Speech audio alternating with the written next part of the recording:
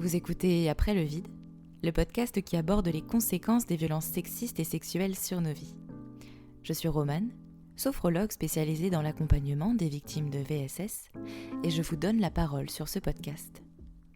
Parce qu'il y a autant de vécus que de victimes, et que chaque histoire mérite d'être racontée et écoutée. Au fait, si tu souhaites soutenir gratuitement ce podcast, tu peux t'abonner sur ta plateforme d'écoute préférée et lui attribuer la note de 5 étoiles. Merci. Bonjour à toutes et à tous, j'espère que vous allez bien. Bienvenue dans ce nouvel épisode d'Après le vide. Aujourd'hui, je reçois Laure Martin. Elle est l'autrice du livre Mes pieds nus frappent le sol, un récit fort dans lequel elle raconte les violences qu'elle a subies depuis l'enfance. Une écriture directe, sans détour, qui dit les choses comme elles sont. On a parlé ensemble de son vécu, de l'après, de ce que ça veut dire d'écrire tout ça, mais aussi de la société, des privilèges, du regard qu'on porte sur les victimes, de la prison, de pourquoi selon elle, elle ne répare rien, voire aggrave les choses, et de bien d'autres trucs encore. C'était une discussion dense, franche et très libre. J'espère qu'elle vous parlera autant qu'elle m'a parlé à moi. Je vous souhaite une bonne écoute. Bonjour Laure. Bonjour Romane. Comment tu vas ? Ça va, je suis très contente de ce rendez-vous avec toi ce matin, donc c'est cool, ça va bien.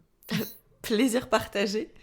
Avant de commencer, est-ce que tu peux te présenter s'il te plaît, Laure ? Oui, tout à fait, donc je m'appelle Laure Martin, j'ai 42 ans, je suis autrice et j'ai sorti un premier roman en janvier dernier, et je suis aussi maman de 3 enfants, voilà, parce que ça compte. Et je suis une survivante de l'inceste et des violences sexuelles. Et ouais. Alors je pourrais pas me qualifier comme une activiste, mais en tout cas, je milite tant que je peux pour les droits des femmes et des enfants. Merci. En quoi c'était important pour toi de venir, alors à la fois témoigner et aussi nous parler de ton livre ce matin ? En fait, c'est important parce que je trouve que le travail que tu fais avec ton podcast, de déjà donner un temps long pour déplier nos histoires, de les visibiliser, ça sert à 2 choses. Déjà, ça réunit quand même un matériau très complet moi je sais que la pérédance, la relation avec d'autres victimes, c'est vraiment ce qui m'a permis un peu de sortir de mes boucles traumatiques. Donc je pense que c'est important aujourd'hui, moi aussi, d'apporter mon témoignage. Et puis c'est aussi important parce qu'en fait, à un moment, manifestement, la société ne veut pas voir l'ampleur, ne veut pas voir l'importance, ne veut pas voir l'impact des violences sexuelles, en particulier sur les femmes. Et donc, tout travail de visibilisation qui va permettre à d'autres d'écouter nos récits, d'écouter nos vécus, pour moi, fait progresser la société. Et voilà. Et moi, je dis souvent, et c'est une phrase d'Annie Ernaux, si j'ai vécu tout ça, c'était pour le dire, c'était pour l'écrire. C'est aussi donner du sens à un vécu difficile pour moi. Complètement. Ce podcast, il est vraiment fait pour permettre à la fois de... tu l'as déjà fait finalement avec ton livre aussi, de reprendre ta voix, reprendre un peu le contrôle sur ce qui t'est arrivé. Et c'est vraiment ce que je cherche aussi à faire avec Après le vide, c'est vraiment donner la possibilité de reprendre un peu ce contrôle sur nos vécus, puisque c'est des vécus qu'on nous a imposés en fait, qu'on n'a vraiment pas choisi. Du coup, pour commencer, Laure, est-ce que tu peux peut-être nous dire comment est venue cette idée de livre dans ta tête ? Alors, comment elle a émergé ? Moi, le rêve d'écriture, il m'habite, je pense, depuis que j'ai 5 ans, donc depuis que je suis en capacité de verbaliser un rêve. J'ai toujours écrit.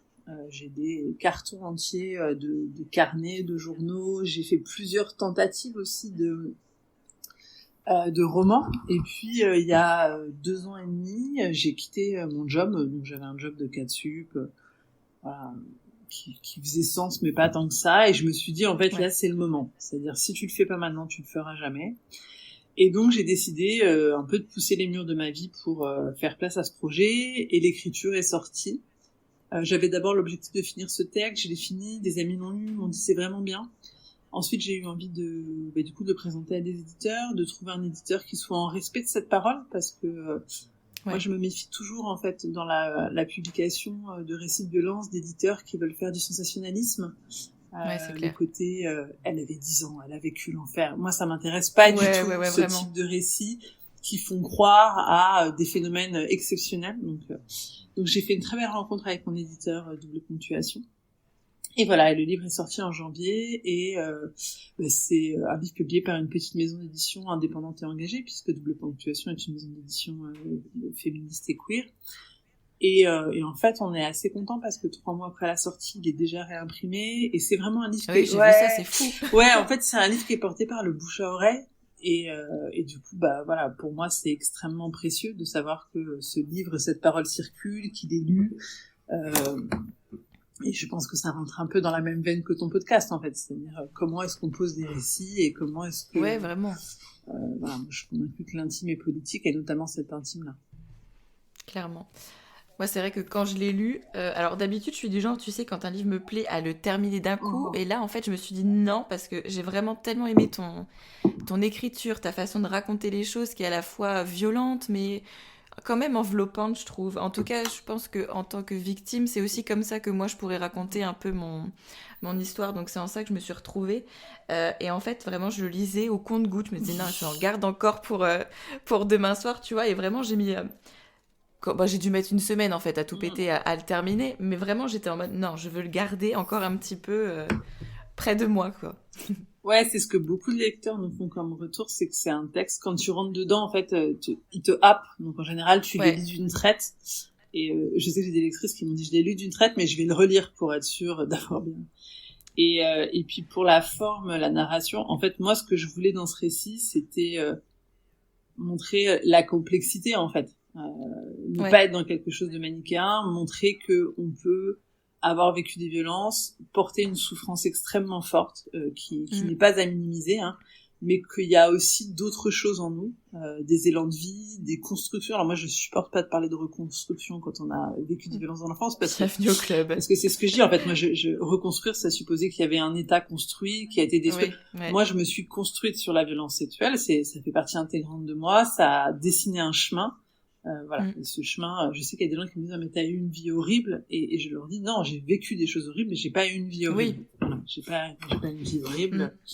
Donc c'est comment est-ce que dans ces ténèbres-là, on va chercher la lumière, et comment est-ce qu'on trouve des chemins. Moi, je parle beaucoup plus d'émancipation, de libération, de liberté. C'est vraiment quelque chose qui compte pour moi, peut-être encore plus que le bonheur. Un journaliste m'avait demandé, mais est-ce qu'aujourd'hui vous êtes heureux? Je lui ai dit, mais en fait, c'est pas une question d'être heureux. Le bonheur, ça va, ça vient. Oui, c'est clair. Aujourd'hui, il fait beau, il y a des fleurs dans le jardin, je suis très heureuse. Voilà, il y a des jours. Et notamment quand on a subi des traumatismes comme les miens, c'est prétendre à un bonheur stable, c'est pas possible, mais en tout cas, prétendre à être libre de ça et pas se sentir déterminé par ces traumas. Je pense que c'est quelque chose de très important. Ouais, c'est vraiment dissocier à la fois la personne qui a été traumatisée, entre guillemets, et en même temps celle qui peut aussi continuer à vivre sa vie. Ça rejoint ce que tu disais tout à l'heure sur le fait que, voilà, par rapport au... que tu voulais pas une maison d'édition, voilà, qui fasse du sens... j'arrive pas à parler du sensationnalisme. Et on le voit très bien dans ton livre, en fait. C'est à la fois la violence, elle est présente souvent, mais d'un autre côté, t'es aussi en mesure de, voilà, continuer ta vie, et c'est pas quelque chose qui est incroyable, tu vois ce que je veux dire? C'est vraiment ça, c'est la banalité vraiment de la violence, en fait, et comment elle s'immisce dans notre quotidien tout en nous permettant tout de même de pouvoir continuer nos vies. Oui, c'est ça. Enfin, c'est marrant parce que, en fait, quand t'es autrice, tu découvres beaucoup ton livre à travers les lectures que les gens en font. Non, mais vraiment, c'est le livre. Un livre, ça existe dans l'espace entre le livre et le lecteur. Et il y a des personnes qui m'ont dit, en fait, c'est un témoignage de ce que c'est de vivre dans une société avec un continuum de violence faite aux femmes. Aussi, mais voilà, mais en effet, enfin, moi, il y a des personnes qui sont lointaines et qui, je pense, veulent me faire plaisir, et disent, ah, quel courage. Et moi, je leur dis, vraiment, je suis pas du tout une nana courageuse. Moi, pour moi, le courage, c'était bien dans ta vie, tu vas bousculer ton confort pour aller aider d'autres gens. Ça, par exemple, c'est du confort, tu vois. Quelqu'un qui serait aujourd'hui en France et qui décide de partir à Gaza pour aider les populations, waouh, super. Oui. Moi, c'est de la survie. C'est juste de la survie. Clairement. Voilà, il n'y a pas spécialement de courage, c'est un élan de survie. Comme je dis souvent, moi je me suis posé la question du suicide dans ma vie, j'ai même essayé. En fait, j'ai pas réussi, je me suis rendu compte qu'il y a en moi un élan de vie qui est plus fort, et à partir de là, à partir du moment où tu renonces à l'option suicide, il faut bien vivre, en fait. Il faut bien vivre, et du coup, comment tu vis C'est en fait, c'est même pas une histoire de courage ou de force, c'est que tout simplement, on n'a pas le choix, en fait. Si on veut continuer, on n'a pas d'autre choix que de vivre. Et vivre avec les conséquences de toutes ces violences. Mais ouais, c'est... Moi non plus, je suis pas fan de justement les trucs où on me dit t'es forte, t'es courageuse. Là, non, en fait. J'ai juste choisi qu'il fallait que je vive et que je puisse continuer ma vie. Ouais, ça c'est très important parce qu'il y a quand même un truc très fort en France de la bonne victime. Ouais. C'est-à-dire une nana qui, comme moi, a vécu des violences multiples, mais a réussi à avoir un diplôme, a réussi à avoir des enfants, une vie de famille, c'est la bonne victime qui s'en est sortie, machin. Comparé à des personnes qui seraient aujourd'hui plus en souffrance, éventuellement en institution psy, qui seraient des mauvaises victimes. Mais en fait, moi, si aujourd'hui j'ai réussi à construire une vie qui semble normale, déjà il faut, c'est la partie immergée de l'iceberg, hein, enfin je veux dire, il y a des souffrances quotidiennes extrêmement fortes, une difficulté sur plein de choses du quotidien, et surtout il y a eu des rencontres, c'est-à-dire moi j'ai eu la chance de faire des rencontres, d'avoir certes une famille dysfonctionnelle, mais mine de rien d'être née dans une famille riche avec un capital socio-culturel. Et en fait, de m'appeler Laure Martin, hein, je veux dire, je pense que si j'avais un prénom à consonance étrangère, ma vie aurait été moins facile. Donc, clairement, c'est aussi ça, c'est-à-dire les personnes comme moi, je suis dans une catégorie sociale qui est plus aidée, je pense, que d'autres victimes qui viendraient soit de milieux plus populaires, voilà. Donc, c'est toujours ça en fait, parce que moi, ça m'arrive de croiser des victimes qui me disent je m'en sors pas et tout, mais en fait, tu t'en sors pas. Déjà, t'es là, donc tu t'en sors, mais qui t'a tendu la main à toi? Parce que c'est ça en fait la question, c'est qui t'a tendu la main, qu'est-ce qu'on a mis dans ton sac à dos à la naissance, quoi. Et c'est pour ça que moi je me méfie beaucoup de ce truc de bonne victime, et c'est un truc que je fuis dans mes interventions quand on veut me renvoyer à ça. Je tiens toujours à le préciser. Déjà, moi, il y a eu des moments de ma vie, vous m'auriez vu, j'étais à l'HP, j'étais une log, donc voilà, et peut-être que ça me réarrivera, hein, parce que les résurgences traumatiques, elles sont pas linéaires. Et oui, c'est clair, c'est que notre réparation n'est pas linéaire, et que c'est pas parce que on peut aller bien peut-être pendant 1 année, 2 années, 3 années, et d'un coup, en fait, ça peut aussi revenir sans prévenir, quoi. Tout à fait. En fait, on vit avec une fragilité extrêmement grande, qui fait que, quand d'autres, la moindre pichenette, elle peut te recasser des os, quoi, entre guillemets, donc des os psychiques. Donc, Même quand t'as l'impression de te dire, ça y est, là, c'est bon, je pense que je suis stabilisée, je suis bien, il y a un petit truc qui peut venir vraiment perforer cet équilibre et te dire, oh là, non, en fait, non. Ah, mais alors qu'en fait, si. Mais ça fait partie, de la vie, c'est pas linéaire, et c'est des hauts, des bas, des... Ouais, c'est pour ça que moi, l'état de stabilisation, je le vise même pas. C'est un psy qui m'avait donné une phrase que j'avais trouvée très intéressante, c'est, moi, je cherche à être en équilibre dans mon déséquilibre. Voilà. Mais je serai jamais en équilibre. Voilà, ma structure, en fait, c'est comme une maison, mes fondations sont trop déstructurées pour que je puisse prétendre avoir un équilibre et mener la vie de tout à chacun, en fait. C'est ce qui veut pas dire que mon existence elle a moins de valeur qu'une autre, mais en tout cas, elle se façonne comme ça dans une société qui, encore une fois, ne tend pas la main. Hein, je veux dire, ne tend pas la main. Aujourd'hui, les thérapies ne sont pas remboursées. Enfin. Voilà. Ah bah c'est le parcours du combattant. Si t'as envie de t'en sortir, il faut s'accrocher, parce que déjà, c'est clair qu'en termes de thunes, c'est quelque chose. Il y a avec l'attente auprès des spécialistes, etc. Enfin, il faut vraiment s'accrocher quand t'es une victime maintenant, quoi. Oui, et puis il faut aller chercher soi-même l'information. Alors là, depuis 2-3 ans, je trouve qu'il y a des mouvements comme celui que tu portes avec des fragmentés de père et danse qui sont vraiment importants, mais moi, il y a quelques années, et notamment avant MeToo, mais il y avait rien, rien du tout. En fait, c'était soit t'allais en psychiatrie et t'étais pathologisé, c'est-à-dire qu'on traitait tes symptômes sans prendre en compte ce que t'avais vécu, ce qui est quand même un gros problème sur les violences faites aux femmes.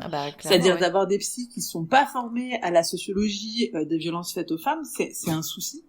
Et donc moi je dis souvent, en fait, j'ai dépensé un temps, des thunes et une énergie dans ma vie juste pour atteindre cet équilibre dans le déséquilibre, mais j'aurais pu monter 3 ONG, hein. Enfin, vraiment. C'est aussi pour ça, en fait, que, moi, je le dis souvent, même si vous êtes quelqu'un de pas empathique, la question des violences faites aux femmes, en fait, c'est aussi un sujet social, parce que, en fait, ça coûte cher. Ça coûte cher. Les arrêts maladie, ça coûte cher. Excessivement cher. Les traitements, et au-delà de ce que ça coûte, en plus, ça prive la société de personnes qui, au lieu de dépenser toute leur énergie à guérir leur trauma, pourraient être des acteurs sociaux, changer le monde, et Dieu sait qu'on a des défis mondiaux aujourd'hui qui fait qu'on a besoin de mettre notre énergie ailleurs que de se réparer éternellement de viols et de violences, quoi. C'est clair. Est-ce que tu peux revenir peut-être sur ce que toi, tu as vécu Ouais, alors moi j'ai vécu plusieurs catégories de violences. J'ai vécu des violences sexuelles. J'ai été incestée par mon grand-père maternel sur une période que j'identifie entre mes 6-7 ans jusqu'à mes 10 ans. Ouais. En fait, ça s'est arrêté vers mes 10 ans parce que j'ai subi à 10 ans un autre viol totalement différent. J'étais dans une résidence de vacances, j'ai pris un chemin toute seule pour aller à la plage et un type m'est vraiment tombé dessus. Vraiment, je dis souvent c'est un viol de téléfilm, quoi. Et voilà, donc il y a eu ce viol-là, et en fait, je pense qu'à partir de là, ça a arrêté mon grand-père, parce qu'il y a quelque chose qui a été prononcé, je suis allée voir un psy quelques fois, etc. Ouais, d'accord. Et j'ai été reviolée à l'âge adulte, voilà, je pense que j'avais été droguée, enfin en tout cas, il n'y a pas eu d'analyse, mais voilà, un viol quand j'avais 24-25 ans dans ces eaux-là. Ouais. Et puis après, comme beaucoup de personnes qui ont subi des violences dans l'enfance, moi j'ai subi d'autres types de violences, notamment beaucoup de violences gynécologiques. Ouais. Parce que je pense que la caractéristique de personnes comme moi, c'est que déjà, dès qu'on est en situation de violence, moi je me dissocie, donc au final j'encaisse, quoi. Et je sais pas dire non, je sais pas poser des limites. Donc quand un gynéco... tu vois, c'est terrible. Hier, j'étais chez une gynéco. Ça fait très longtemps que j'attends de la voir parce que j'ai un souci et que c'est un peu dans ma région la personne la plus compétente et tout. Et en effet, elle est très compétente. Elle est très compétente sur ma maladie. Elle pose des mots. Elle me dit bon, moi, je vais vous examiner. Elle m'examine. Et en fait, elle rentre le spéculum sans me prévenir.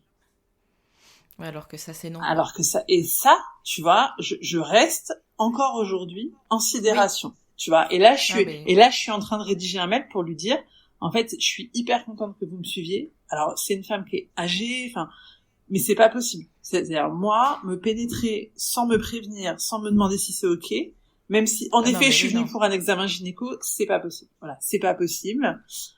Surtout qu'une question, ça prend 30 secondes. Non, mais voilà, c'est une question de est-ce que je peux y aller, est-ce que vous êtes d'accord, ou simplement juste dire, voilà, la je main, vais introduire. C'est bon, je peux y aller, je vais, voilà. Ça prend une seconde. Ça prend 30 secondes. Ouais, c'est ça. Et tu vois, c'est un truc, ça m'arrive hier, j'en ai pas dormi de la nuit. Voilà. Parce que ça vient, alors, moi, ça me questionne, non, mais enfin, là où t'en es, pourquoi t'arrives pas sur le coup à dire c'est pas ok, quoi? À dire c'est pas ok du tout, en plus ça m'a fait mal, donc c'est pas no, quoi, tu vois. Donc voilà, c'est un chemin. Donc j'ai subi ces violences là, et donc toutes leurs conséquences, c'est une grande instabilité de vie, des émotions qui dansent la polka, des rencontres avec des mecs qui sont ce qu'on peut appeler des toxiques. Enfin, aujourd'hui le terme de pervers narcissique est très employé, mais moi je pense que je sais pas ça, mais c'est des mecs à qui j'arrivais pas à poser de limites, donc qui occupaient un territoire dans ma vie qu'ils auraient pas dû occuper. Et voilà un peu mon parcours, sachant que moi j'ai subi une amnésie traumatique par rapport aux violences de mon grand-père. Je l'ai toujours su, vous savez, dans un fond. Et lors de ma dernière grossesse, en fait, ça m'a explosé à la gueule. Donc il y avait des flashs, d'images et de sensations corporelles. Ce qui était peut-être le plus difficile, c'est-à-dire des odeurs, des sensations sur la peau qui m'envahissaient. Et je pense qu'aujourd'hui on ne communique pas assez, on ne parle pas assez sur ce que c'est que l'amnésie traumatique, sur à quel point la levée d'amnésie elle est douloureuse, mais vraiment extrêmement douloureuse. Enfin et puis en plus, on est mal outillé. C'est-à-dire vraiment, pareil. Là, moi, pour me faire aider, je suis passée par... et je crois que c'est avec toi que j'en parlais. Moi, je suis même passée à un moment, alors que je me considère comme une fille plutôt bien cortiquée, structurée en tout cas mentalement.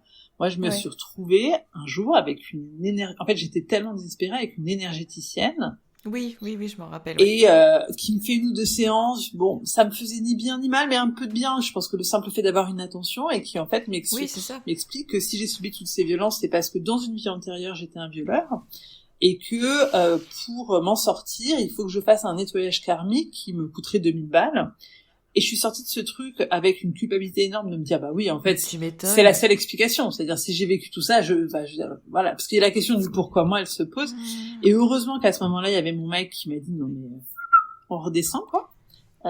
Mais voilà, c'est aussi parce que le parcours est pas suffisamment balisé.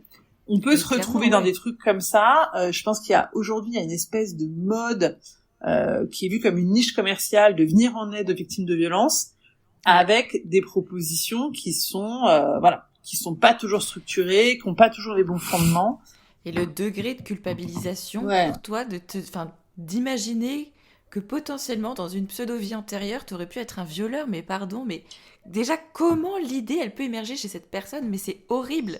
Je pense que ça rentre dans un système de croyance, qui est un système qui se développe beaucoup. C'est ça, c'est vraiment le truc du New Age, etc. Ouais, et puis de l'individu tout. Je suis toujours choquée.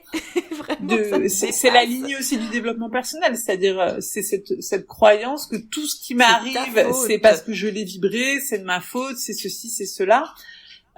Et c'est vrai que moi j'ai beaucoup été là-dedans, je me suis beaucoup mis des coups de poing dans la gueule pour avancer, j'ai été extrêmement dure avec moi, extrêmement dissociée, ça a fonctionné pendant des années jusqu'au jour où en fait tu n'y arrives plus, c'est-à-dire vraiment jusqu'au jour où mais vraiment il y a plus de carburant pour ça, donc t'es obligé de regarder autre chose, et moi c'est MeToo en fait, c'est MeToo qui m'a sauvée, et à un moment déjà de prendre conscience du fait que j'étais pas seule, qu'on était tellement nombreuses, et qu'en fait c'est pas un fait individuel, c'est un fait social, c'est pas de l'intime, c'est du politique. Complètement. Et à partir de là, pour moi, il y a quelque chose qui a été possible en moi, en fait, qui a été possible, le début d'un chemin de construire autre chose, de plus de douceur aussi avec moi. Alors il y a le statut de victime, le mot victime, mais de reconnaître en fait que j'étais une victime, et une victime dans une société qui m'aidait pas. Parce que c'est vrai que moi, avant, quand je racontais mon parcours, il y avait quand même ce regard, comme j'ai subi 3 violeurs, et il y avait ce regard de Laure, c'est la nana qu'il arrive toujours quelque chose, et en fait, en parlant avec d'autres victimes, notamment d'inceste, je me rends compte que c'est un parcours, mais classique. C'est-à-dire, les risques, en fait, déjà les amnésies traumatiques, les risques d'être violé, de resubir des violences, d'avoir des résurgences au moment des grossesses, la fragilité, les dépressions. En fait, tout ça, c'est un peu c'est clairement typique. C'est un tableau clinique de l'inceste. Alors, je veux juste préciser, c'est un tableau clinique de l'inceste dans un contexte où l'inceste n'est pas traité. Parce que moi, j'ai aussi dans mon entourage des personnes qui ont été crues dès l'enfance, notamment par des mères protectrices qui les ont retirées en fait de ça, qui ont pris des mesures pour accompagner leurs enfants, et aujourd'hui pour le coup c'est des adultes qui sont extrêmement fonctionnels. Donc moi je milite vraiment pour ça, c'est-à-dire à un moment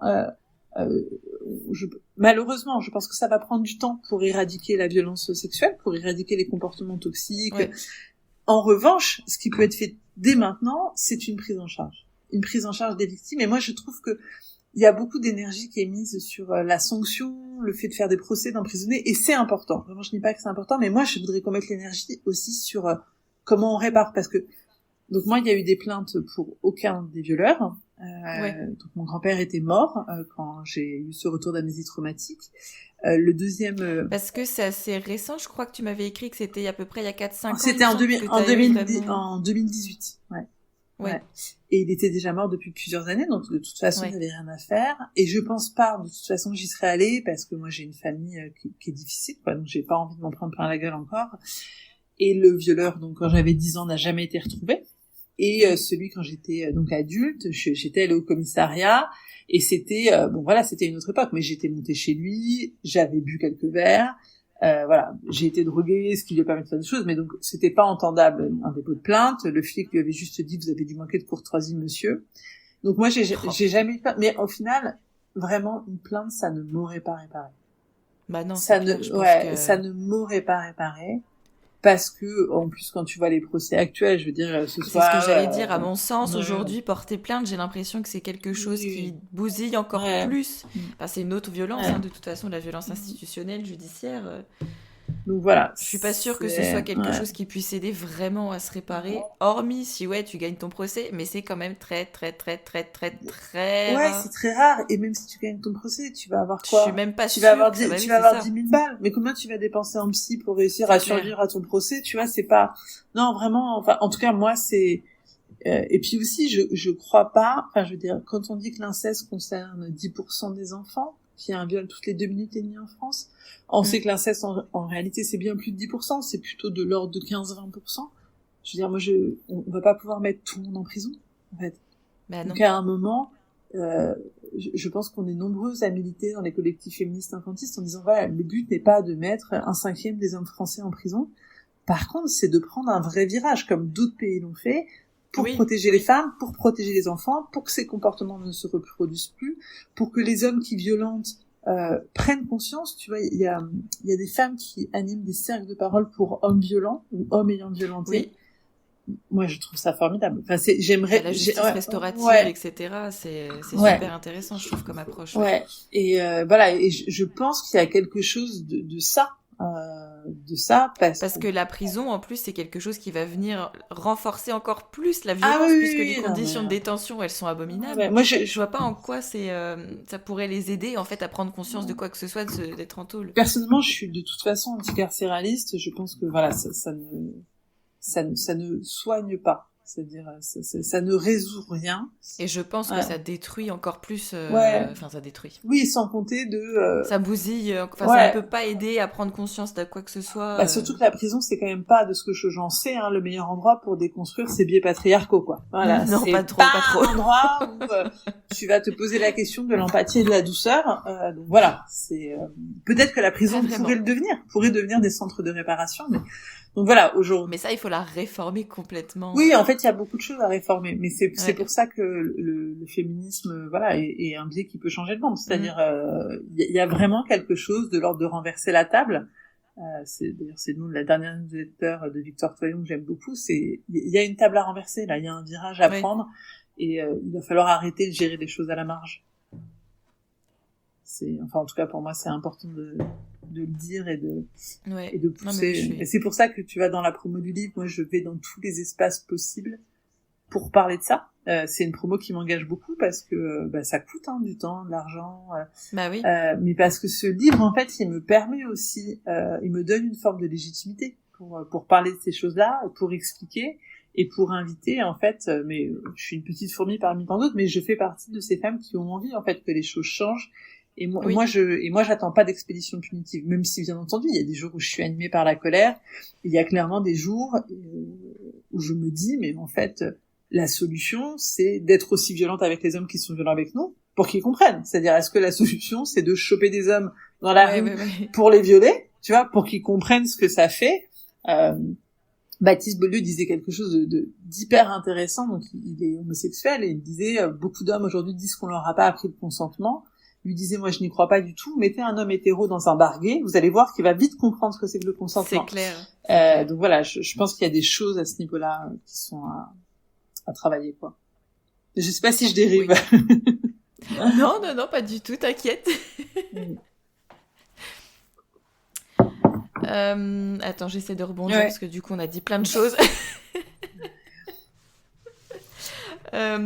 Pour en revenir peut-être à ton histoire personnelle, donc que tu racontes dans ton livre, quelles conséquences t'as pu avoir? Alors on en a déjà un petit peu parlé tout au long, mais déjà j'ai quand même essayé de me suicider de façon assez poussée. J'en porte encore les traces sur mon corps.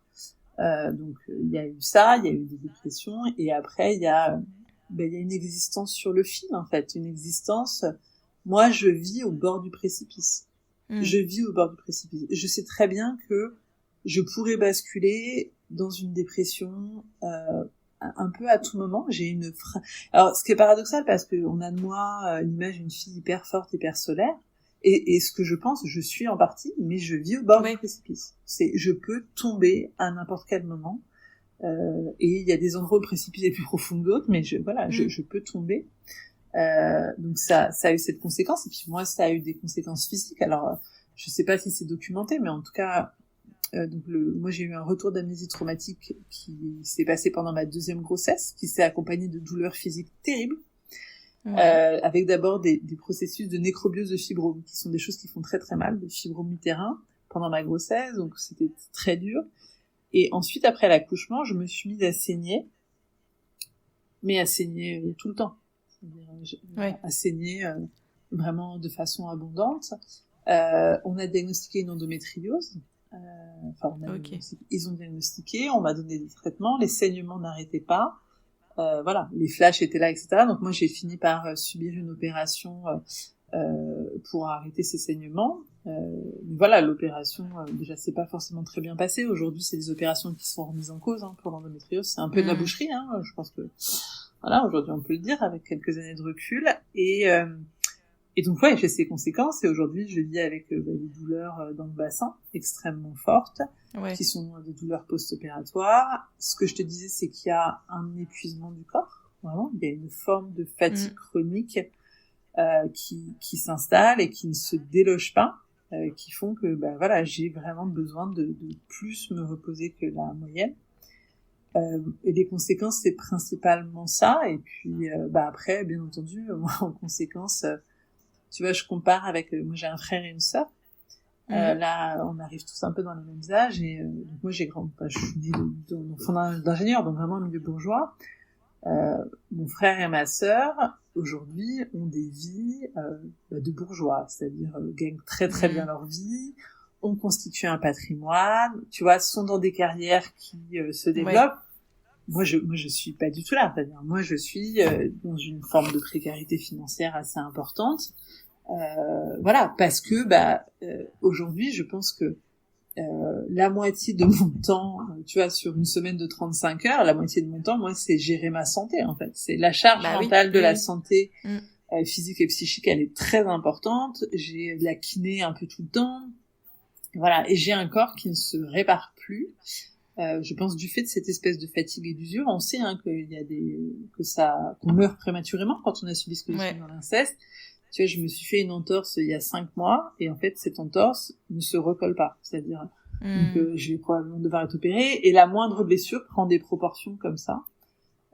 Donc, c'est des vies plus difficiles, en fait. Et c'est vrai qu'à des moments, tu te dis, ça aurait pu m'être épargné, quoi. C'est clair. Voilà. Mais c'est vrai qu'il y a aussi, on n'en parle pas souvent, de la précarité dans laquelle on peut se trouver après avoir vécu des violences sexuelles, et surtout dans l'enfance, oui. Puisque tu pars d'une construction qui est complètement biaisée. Complètement, et forcément ça vient impacter la concentration, enfin ça impacte vraiment tout, donc faire des études c'est beaucoup plus difficile, c'est pas impossible mais ça reste beaucoup plus difficile, et forcément on peut pas travailler comme tout le monde, enfin moi c'est pareil, quand j'étais en études c'était hyper compliqué, déjà j'étais en psycho donc on voyait aussi viol etc, donc là j'allais plus en cours pour les viols, et ensuite après j'étais incapable de reprendre des études ou de travailler entre le moment où j'ai arrêté la psycho et où je suis devenue sophrologue, quoi. Ouais, c'est très compliqué, et puis... et du coup, j'ai un niveau de vie qui est vraiment pas ouf, Oui, et puis il y a aussi le fait que c'est des carrières assurées, c'est-à-dire, tu vois, moi j'ai eu des postes assez importants de direction et tout, mais en fait, je vais réussir à tenir un poste comme ça 3-4 ans, et après il y a un effondrement. C'est-à-dire, je mobilise beaucoup d'énergie pour ça, il y a un effondrement qui va supposer 1 à 2 ans pour se réparer. Et donc il y a des CV à trous, ce qui quand t'as 30 ans passe encore, mais c'est vrai que moi aujourd'hui j'ai un CV à trous, tu vois, j'ai un CV avec des arrêts maladie longs, parce qu'aujourd'hui moi ma priorité c'est les enfants, j'ai 3 enfants et ma priorité c'est concrètement d'être présente pour eux au quotidien et d'assurer dans mon rôle de mère. Et donc aujourd'hui, pour assurer dans mon rôle de mère, moi je suis obligée d'être dans la précarité. Je suis obligée d'être dans la précarité parce que si là je sais très bien que je reprenais un job à temps plein, etc., j'exploserais en vol. Et je peux pas me permettre d'exploser en vol avec 3 enfants qui dépendent de moi. Donc non, mais c'est très important de parler de cet aspect-là aussi. Je pense qu'il faut en parler parce que aujourd'hui, le fait d'avoir été violée et incestée n'est pas reconnu comme un handicap. Tu vois, c'est si tu subis, en fait, si demain t'es victime... Alors que pourtant, les putains de conséquences sur nos vies... Et oui, mais en fait, ça fait partie de tout un système qui veut minimiser, en fait, l'impact de ce qu'on vit. Voilà, c'est aujourd'hui, t'es victime d'un attentat, par exemple, t'as des syndromes post-traumatiques, mais directement, tu vas avoir une allocation adulte handicapé, tu vas être prise en charge par l'État, on va mettre... Et c'est tant mieux, mais oui, mais faudrait qu'on s'en inspire. Mais comme nous, on est toujours soupçonnés d'être des menteuses, tu vois. Puis c'est pas si grave, tu vas t'en remettre. Voilà, c'est ça. C'est pas si grave, tu vas t'en remettre. Enfin bon, de toute façon, parce que considérer la gravité de ce qu'on vit et des conséquences que ça a sur nos vies, à partir du moment où on le considère, l'État ne peut pas être en non-réponse. Donc on est dans ce système un peu absurde, mais oui, ça précarise, oui, ça fatigue, ça réduit l'espérance de vie, hein, il faut le savoir. Ah oui. Et il y a aussi beaucoup de personnes qui meurent, en fait, ou qui vivent en hôpital psychiatrique ou en institution, moi encore, je suis assez fonctionnelle, dans le sens où, tu vois, je veux dire, moi je me lève le matin, je fais le petit déjeuner de mes enfants, je les amène à l'école, j'arrive à avoir un peu d'activité professionnelle pour vraiment survivre.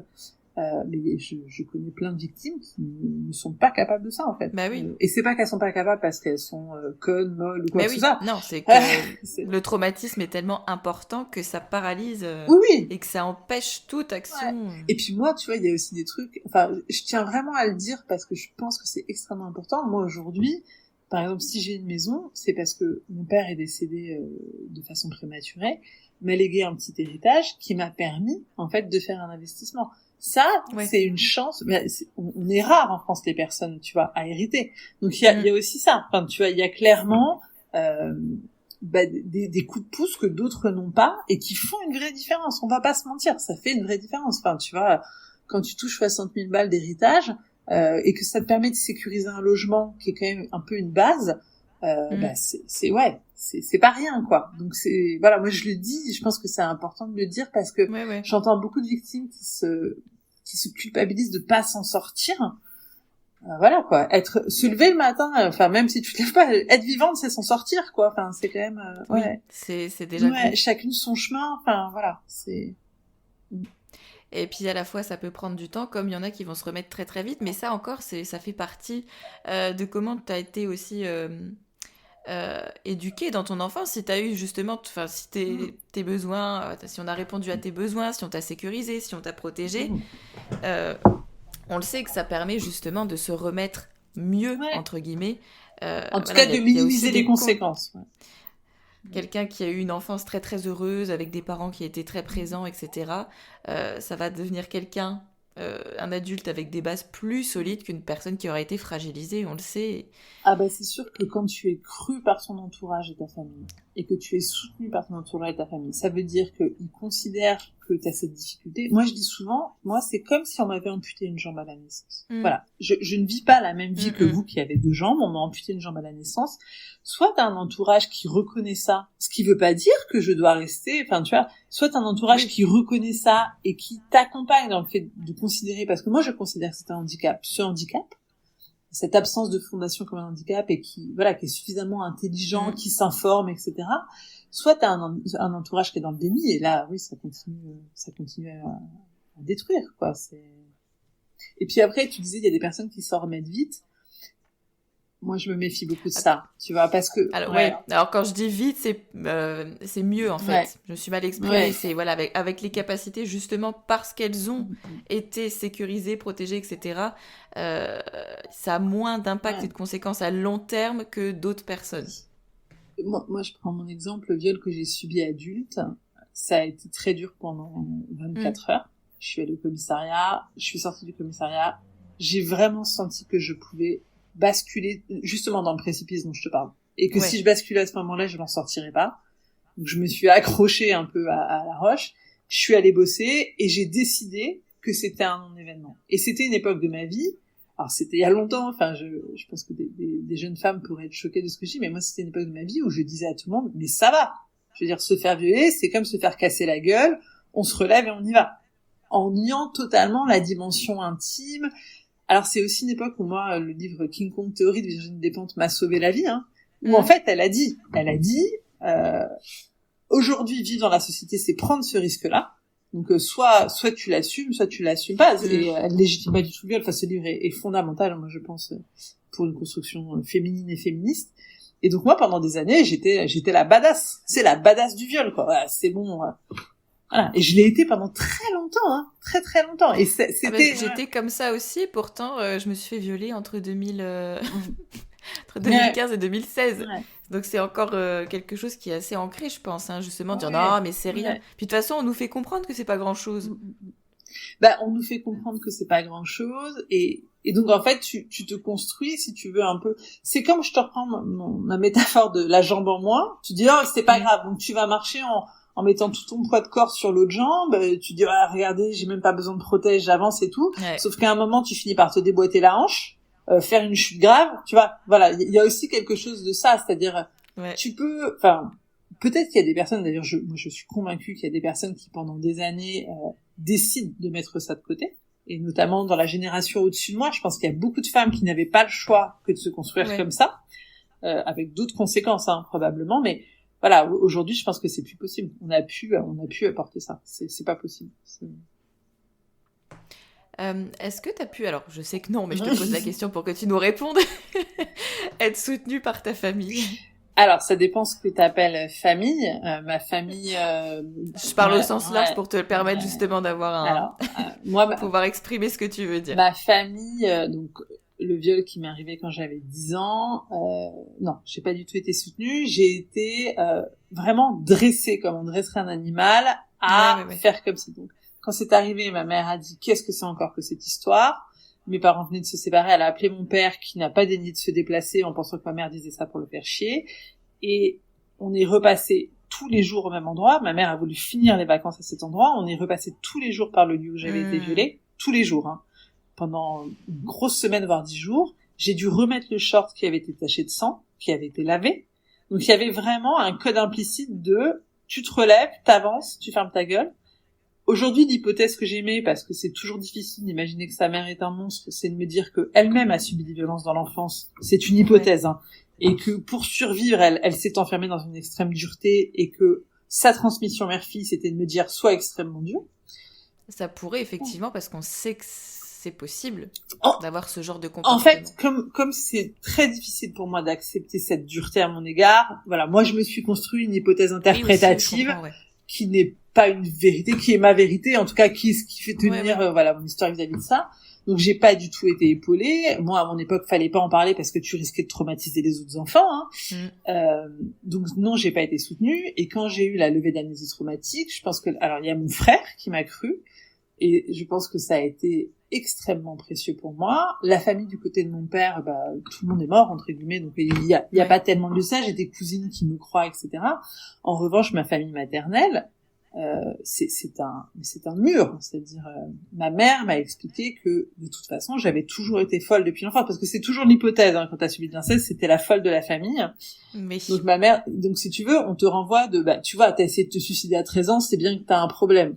Et donc t'as envie de dire et peut-être que et si on prend les choses à l'envers, pourquoi il y a un problème? Et donc au début j'ai essayé, pourquoi à 13 ans on en vient à vouloir se suicider? J'ai essayé d'avoir un dialogue avec elle notamment. Et en fait, je me suis retrouvée face à quelqu'un qui était aussi violent que les avocats de Depardieu.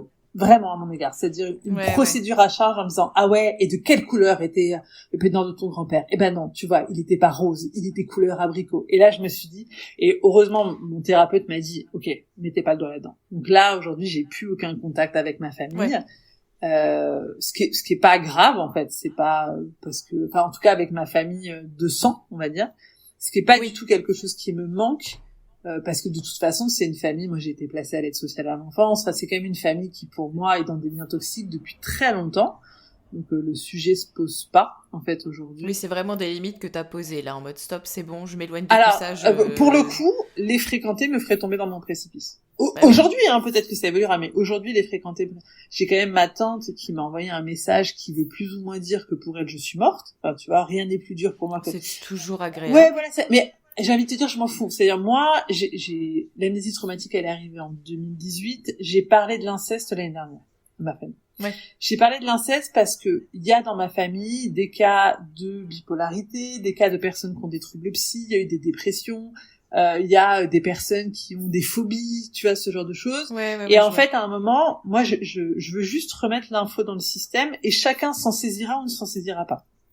Donc j'ai mis l'info dans le système de la façon la plus factuelle possible, en leur disant bien, moi vous me croyez pas, je m'en tape totalement. Enfin, vraiment, c'est donc voilà, donc ça. Et après il y a ma famille d'aujourd'hui. Ma famille d'aujourd'hui, c'est mon compagnon et mes enfants. Celle que t'as construite. Celle que j'ai construite. Et puis mes amis proches, et puis mon frère. Et donc la question de la famille. Donc moi mon conjoint, il est extrêmement soutenant, vraiment extrêmement soutenant, extrêmement intelligent. là-dessus. Enfin, il a une posture vraiment formidable. Et après, il y a mes enfants. Donc moi, j'ai des jumeaux qui ont 13 ans et un petit garçon qui a 6 ans.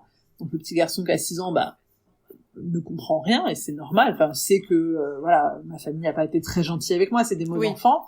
Mes ados savent, ils ont appris au fur et à mesure de la vie ce qui m'est arrivé. Voilà. Après, ils le savent avec des mots adaptés à des ados. C'est toi qui as fait le choix de leur en parler. Oui, moi je suis pas pour les secrets. De toute façon, je pense que ça se sait, donc j'ai fait le choix de leur en parler depuis toujours, mais aussi parce que l'enfance notamment que j'ai eue, elle conditionne ma façon d'être mère. C'est-à-dire, moi j'ai des anxiétés. Tu vois, on vit à côté d'une petite forêt où les enfants allaient balader le chien, et pourtant Dieu sait que je suis féministe et que je prône l'égalité pour les femmes, mais je laissais mon fils se balader dans la forêt et je voulais pas que ma fille le fasse. Ouais, je comprends. Pendant longtemps, et elle le vivait comme une injustice qui est totalement vraie, et en fait, à un moment, il faut lui expliquer le pourquoi. Ouais. Moi, je n'arrive pas, par exemple, à coucher mes enfants. C'est-à-dire, maintenant, ils sont grands, ça se pose plus, mais je n'arrive pas à ce que font les mamans. Tu vois, j'ai envie de pleurer en parlant, le câlin du soir, l'histoire. Prends ton temps si t'as besoin. Non, mais ça, c'est pas possible, parce que mon grand-père venait me dire bonne nuit et m'abusait à ce moment-là. Ça fait des années que je peux pas le faire. Je pense que ça a été une souffrance pour mes enfants de pas avoir cet accompagnement au sommeil. Et en fait, à un moment, j'ai dû leur dire, je peux pas parce que... pour leur expliquer que c'était pas un rejet bien sûr. Je m'en fous, c'est vraiment, ça, c'est très profond. En fait, et notamment, enfin, moi, mais comme beaucoup de victimes, j'ai eu des phobies d'impulsion pendant longtemps. Donc les phobies d'impulsion, c'est quand même assez terrible, et ça réactive, en fait. Et moi, j'ai été mère célibataire pendant longtemps de mes enfants, et donc je pouvais pas me permettre, tu vois, d'aller les coucher, de risquer, en fait, de trop frôler ce précipice-là. Donc il y a des conduites que je m'interdis. Aujourd'hui, moi, donc ma fille devient ado. C'est compliqué de la voir. L'adolescence, les jeunes filles ont une volonté, enfin pas toutes, mais en tout cas beaucoup, de se sexualiser, de paraître femme, donc d'exagérer des caractères secondaires féminins pour passer dans ce stade adulte. Et je sais que ça fait partie du processus, mais c'est difficile. Mon Dieu, que c'est difficile. Et à la fois, je veux pas lui dire ne sors pas, le monde est peuplé d'hommes violents, etc. Et c'est aussi difficile pour mon fils parce que mon petit garçon va me dire mais pas tous les hommes, tu vois. Moi, je suis pas comme ça. Et c'est vrai que pour mes fils, c'est pas facile parce que en plus, c'est des garçons très sensibles tous les deux, tu vois. Et donc ça pose cette question-là et ils me disent mais pas notre père, enfin tu vois, ce genre de choses. Donc ça suppose, et c'est ça, enfin moi je trouve qu'élever des enfants c'est un exercice formidable parce que en fait ça te pousse à des réflexions, ça te pousse à de la nuance, de la subtilité, de l'explication, quand on dit tous les hommes, qu'est-ce que ça veut dire? Justement, t'arrives à leur expliquer pourquoi tous les hommes, Oui, j'arrive à leur expliquer qu'en fait, c'est toutes les catégories d'hommes, en fait. Que c'est les jeunes, les vieux, les riches, ceux qui ont l'air gentils, ceux qui ont l'air méchants, ceux qui font tel type de travail, les autres, qu'il n'y a pas un profil type, et que, en fait, c'est une société qui autorise. Et donc, à partir de là, c'est comment est-ce qu'on est conditionné, alors, on parle beaucoup du porno parce que c'est, dans cette adolescence, cette génération, c'est présent. Donc voilà, on parle de ça, on parle du consentement. Mais après on en parle, puis bon, moi c'est vrai que moi là j'arrive à un âge où ils ne veulent plus en parler avec moi. T'es gênante. 13 ans, t'es gênante. Maman, j'ai vu tes stories. Maman, t'es gênante, tu vois. Donc la question c'est comment est-ce que là à 13 ans, je propose d'autres interlocuteurs qui peuvent être une sage-femme, qui peuvent être d'autres personnes qui vont être capables d'avoir ces discours-là. Parce que je comprends tout à fait, enfin moi, je milite aussi pour la reconnaissance de ce qu'on appelle le climat incestuel. Et je considère que un enfant n'a pas à parler de sa sexualité avec ses parents. Voilà. C'est pas de même qu'un parent n'a pas à parler de sa sexualité avec ses enfants. Oui. C'est des choses, donc aujourd'hui, je pense que mes enfants rentrent dans un âge où ils auront plus envie d'en parler avec moi. Et moi, ce qui est important pour moi, c'est de proposer des contenus à la maison. Donc, ça peut être des bouquins, tu sais, que je laisse traîner dans les toilettes, des choses comme ça. Ou oh tiens, par hasard. Non mais c'est clairement moi j'ai plein de bouquins d'anatomie féministe que je mets en fait à disposition. Et puis également mais c'est bien de faire ça. C'est comme ça s'ils ont envie d'aller voir, ils vont exactement. voir. Il y a pas de forcing, il y a pas ouais, il y a de pas de conversation forcing. amenée Ouais. Et puis, parce qu'il faut en ouais. Et puis parler. c'est toujours, enfin, alors moi je fréquente beaucoup les librairies en tant qu'autrice, mais faut aussi faire, Ah bon? faut aussi faire attention à mettre des contenus adaptés. Tu vois, Bah oui. c'est-à-dire que moi je préfère toujours leur mettre à disposition des contenus qui sont un peu plus bébés que leur âge. Tu vois, là ils ont 13 ans, Ouais, je comprends. je leur donne, donc ils sont au collège, je leur donne des contenus qui sont plutôt pour la fin de primaire. Bah parce que en fait, toi tu veux bien faire, mais je sais que j'ai des copines qui ont exposé leurs enfants à des trucs. Tu vois, à 8 ans, t'as pas à déballer une capote sur une banane, en fait. Ton enfant, il est pas capable d'entendre ça, Ouais, tu vois. clairement. Donc, c'est aussi, voilà, toute la question de ça. Enfin, moi, ça me questionne beaucoup. Je suis bénévole au planning familial. Donc, comment est-ce qu'on accompagne, tu vois, comment est-ce qu'on fait de la prévention? Il y a la question de l'EVARS, hein, l'éducation à la vie relationnelle, affective et sexuelle, qui aujourd'hui en France n'arrive pas à se mettre en place. C'est fait grand débat. Ouh là là, j'avais vu c'est hallucinant. J'avais vu une publication en disant mais comment peut-on amener ça à l'école? Les enfants n'ont pas besoin de savoir comment éjaculer ou je sais pas quoi. Mais j'étais en mode mais non mais puis c'est plein en fait de fantasmes parce que on va pas aller voir un enfant. Alors il y a la primaire, la maternelle, c'est des degrés de prévention totalement différents. Complètement. Je veux dire aujourd'hui quand tu fais de la prévention chez les petits, mais jamais tu parles d'éjaculation. Enfin, je veux dire, de toute façon l'enfant n'a pas la structure cognitive capable mais d'intégrer. Les gens s'imaginent que leurs enfants vont apprendre le Kama Sutra à 3 ans, quoi, alors que non, vraiment, on va les laisser avec leur âge d'enfant. Et puis tout ça, en fait, est couvert par de l'homophobie, de la transphobie, enfin. Bah oui. Il y a beaucoup de stupidité, en fait. Je trouve qu'il y a beaucoup de stupidité, beaucoup d'ignorance. Voilà, c'est et bon. Et puis il y a aussi des personnes qui pensent qu'en fait, il faut dresser les enfants à l'hétérosexualité, hein. Enfin. Il y a des personnes dont la conviction est la norme est l'hétérosexualité, il faut les dresser à ça, hétérosexualité avec une hiérarchie entre l'homme et la femme, voilà. Bon, ça c'est. Et malheureusement, il y en a d'autres aussi, certainement des agresseurs pour qui, enfin voilà, que ça n'arrange pas que les enfants puissent apprendre que c'est pas normal. Bien sûr. C'est un vaste sujet aussi, voilà, que c'est pas normal de taper son enfant, de violer son enfant.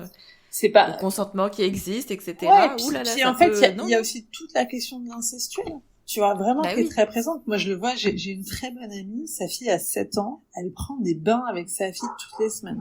C'est leur rituel. Et si tu veux, c'est des moments où moi, je trouve, et c'est aussi pour ça qu'il faut parler de ça entre nous, je lui dis, je suis désolée, mais là, pour moi, elle a 7 ans, quoi. Tu vois? Ouais. Elle a 7 ans. Et je me souviens, parce que quand je me suis mis en couple avec mon conjoint, mes enfants avaient 6 ans. Et par facilité, je leur faisais prendre leur bain ensemble. Tu vois, mère célibataire, tu colles les deux dans la baignoire. Et mon mec m'avait dit, il était arrivé dans ma vie à ce moment-là, il m'avait dit, franchement, c'est limite, quoi. Ils sont grands pour ça. Et tu sais, c'est des trucs, on te le dit, ça fait tilt. Et c'est aussi pour ça que je pense qu'il faut qu'on se parle, qu'on ose mettre la main sur les modes éducatifs, qu'on ose aller voir la mère de famille qui tape son gamin au square. Parce que moi, j'ai été mère célibataire, ça peut être très dur. Enfin, moi, des moments où j'étais à 2 doigts de taper mes enfants, il y en a. Mais du coup, il faut qu'on s'aide à être bienveillant. Tu vois? Oui. Il faut qu'on s'aide à être bienveillant, à être bien traitant, à nommer les choses. Et voilà. Je pense que c'est. Puis aussi reconnaître que voilà, des fois tes limites, elles peuvent être complètement dépassées parce que si t'es toute seule, forcément, c'est beaucoup plus difficile d'élever des enfants et qu'évidemment, tu peux avoir des pensées. Les pensées, c'est quelque chose, mais les actes, c'est quelque chose d'autre encore. Et t'as le droit de te dire, ah là là, putain, là, vraiment, j'en peux plus, je lui collerais bien une tarte, tu peux le penser si tu ne passes pas à l'action. Et si tu te dis, après, de toute façon, c'est vraiment juste une pensée qui m'effleure, et bien sûr, je le ferai jamais, c'est le bout du rouleau qui fait que, voilà. Mais... Oui, c'est comme quand je parle avec des hommes et qu'ils me parlent de leur pulsion, c'est-à-dire que quand ils voient des femmes, ils ressentent des choses. Je leur dis, mais soit, mais moi aussi, ça m'arrive de voir des mecs... de ressentir des choses. Tu vois, je vis dans le sud-ouest, je vais à la plage, il y a moult jeunes surfeurs très beaux. Et pourtant, t'arrives très bien à te retenir et à pas leur sauter dessus, quoi. Mais je n'ai aucune autorisation de passage à l'acte, tu vois. C'est quelque chose d'extrêmement important, en fait. Et c'est aussi ça, être adulte, c'est être capable de se gérer. Et donc, sur la parentalité, je pense qu'il y a des choses vraiment importantes, qui est notamment demander de l'aide. Moi, j'ai été mère célibataire, je peux t'assurer que plus d'une fois, j'ai été poussée à bout. C'est demander de l'aide, c'est-à-dire vraiment, t'appelles une copine, un pote, et moi ça m'est arrivé certains soirs, alors que je suis plutôt une maman, tu sais, Elsie, bobo, machin, mais il y a des soirs d'école, hein, où je savais que j'allais pas y arriver, tu les colles devant un Disney avec des coquillettes, et en fait ça a moins d'impact sur leur vie que de tomber dans une forme de violence pour leur faire bouffer des courgettes ce soir-là, tu vois, il y a des moments, en fait, il faut aussi accepter de se mettre en retrait, Et puis ça reste aussi un sujet hyper tabou, hein, on nous apprend de toute façon à être dévoué envers tout le monde, dévoué envers nos enfants surtout. Il faut que tout soit parfait. Et alors si t'as la moindre petite pensée parce que justement tu vas pas bien et que le quotidien est difficile, tout de suite c'est très culpabilisant, je trouve. Tu t'es jugé. Tu vois. Ça me fait penser à beaucoup de clientes, tu vois, que j'ai qui justement sont séparées, et ont les enfants en garde complète et qui me disent des fois mais j'en peux plus. Et qui n'osent pas demander de l'aide parce qu'elles ont peur qu'on leur dise, qu'elles passent pour des mauvaises mères, alors que je leur dis mais pas du tout. C'est même plutôt sain de demander de l'aide. C'est terrible. Pour le coup, les maternités solo, elles sont vraiment difficiles, et quand t'as été traumatisé dans l'enfance et que du coup t'as ces fragilités, bah oui, en plus, c'est d'autant plus dur. C'est d'autant plus dur. Il y a quand même peu de systèmes en France pour vraiment aider les mères célibataires. Aujourd'hui, en cas de séparation, c'est quand même nous qui assumons la majorité des choses encore. Ouais. Et c'est un vrai sujet, la parentalité solo. C'est un sujet, pour moi, de violence faite aux femmes et du coup aux enfants. Parce que quand tu te retrouves, je veux dire, tu vois, ma mère, elle a été extrêmement dure, elle a même été violente par plein de moments, psychiquement, physiquement. Et en fait, ça n'enlève rien de la gravité de ce qu'elle a fait, mais quand moi je suis devenue mère, tu les vis, ces moments de bascule, où ça pourrait basculer dans la violence. Sauf que moi, j'avais vu plein de psys, j'avais fait des voyages, j'avais construit des choses. Mais cette génération n'avait pas ça, et ça veut pas dire que je pardonne, mais ça veut dire que je comprends comment ça peut arriver. Et tu fais aussi le choix d'arrêter. Exactement. Ce schéma qui se répète. Ouais, tu fais le choix d'arrêter. Oui, alors moi j'ai vraiment cette sensation d'être une génération de transition. De faire partie, mais comme tant d'autres, de cette génération qui dit parce que le continuum de violence faite aux femmes, c'est aussi il faut l'arrêter aussi en arrêtant le continuum de violence entre femmes.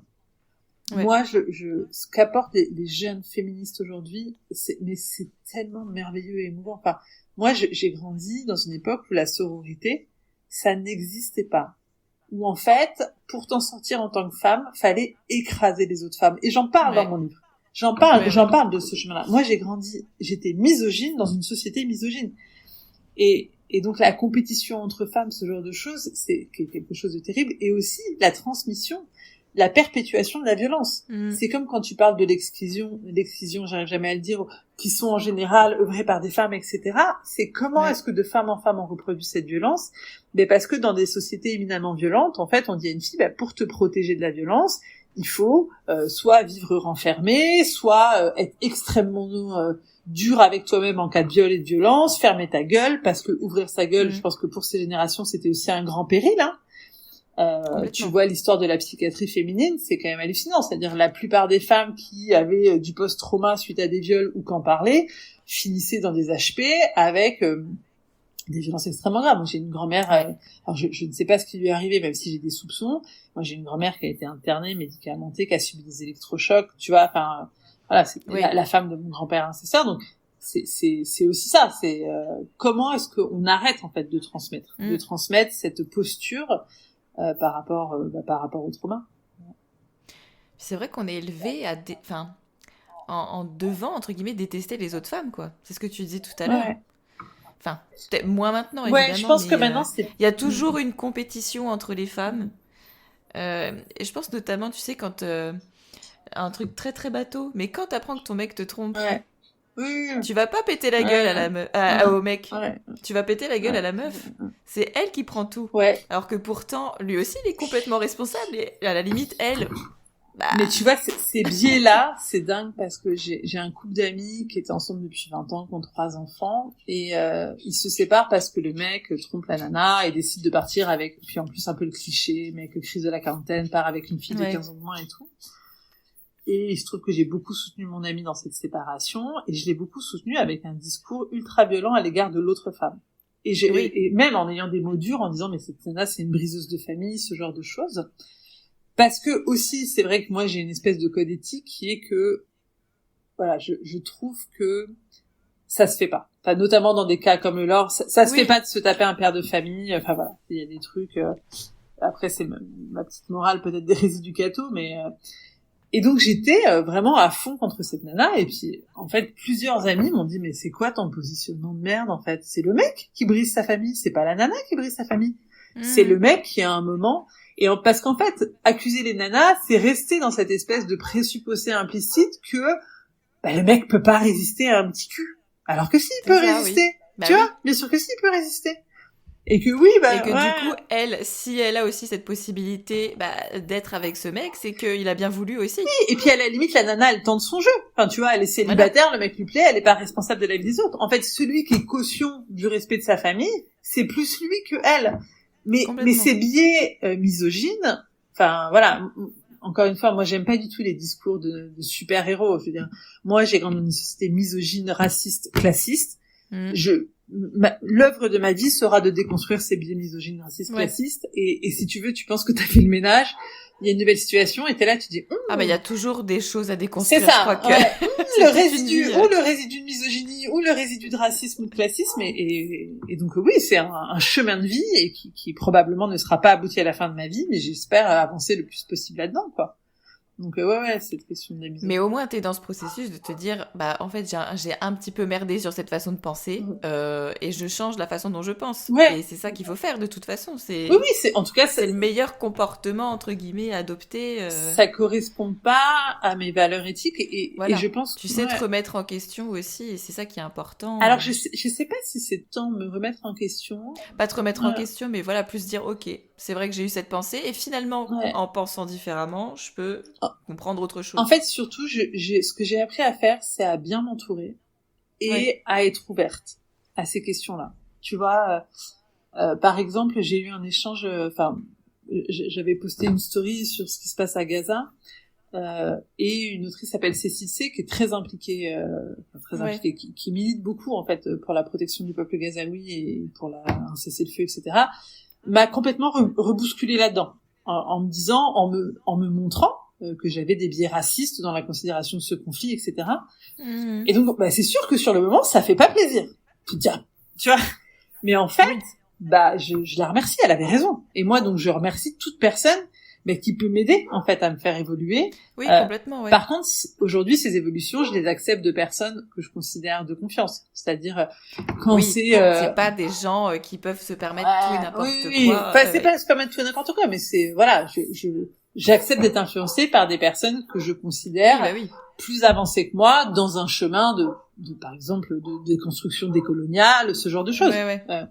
Et donc voilà, je pense qu'on est en évolution et en fait, pour rebondir sur la vie après la violence sexuelle, pour moi, ce chemin théorique, dogmatique, philosophique, il est important. En fait, il est extrêmement important parce que si on veut que ça change, nous aussi, victimes, on a des choses à déconstruire là-dessus.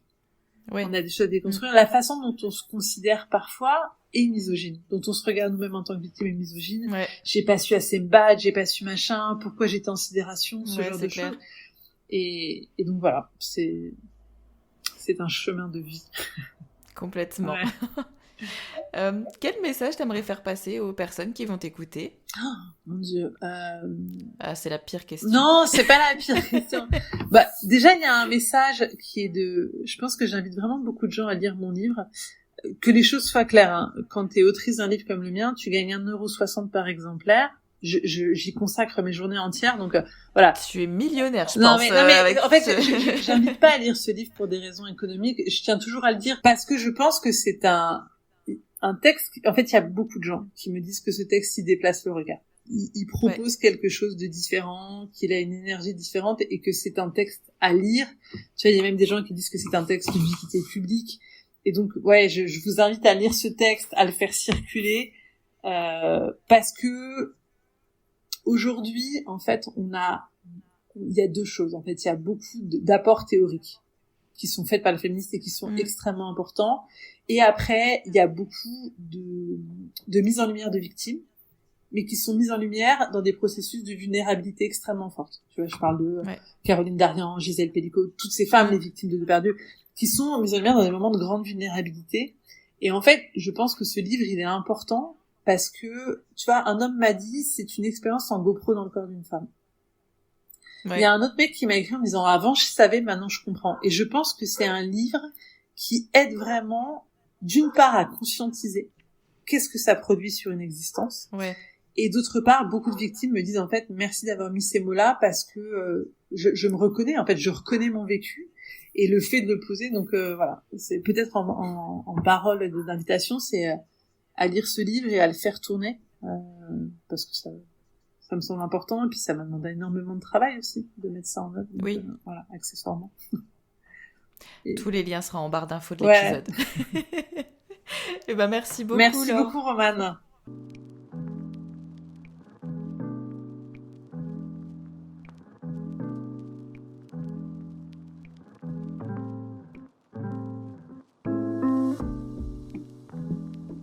Encore un grand merci à toi Laure. T'es pas toute seule et on te croit. Et si toi aussi tu as envie de venir raconter ton histoire au micro du podcast, tu peux me contacter directement sur le compte Instagram d'Après le vide ou m'envoyer un mail à l'adresse qu'il y a juste dans la barre d'infos. À bientôt pour le prochain épisode d'Après le vide.